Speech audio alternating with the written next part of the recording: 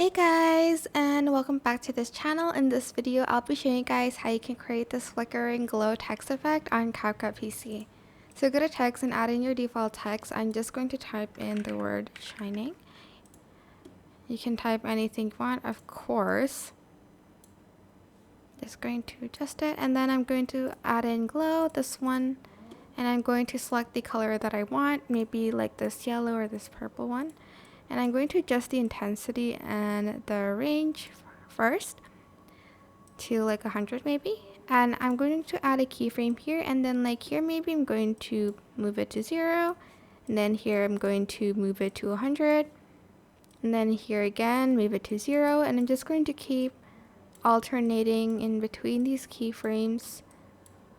It is kind of tedious, to be honest. But yeah, it is a nice effect.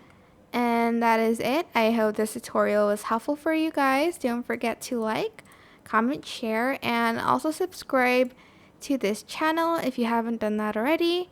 If you have any more questions, just leave it in the comment section down below, and I will try my best to answer them all for you guys.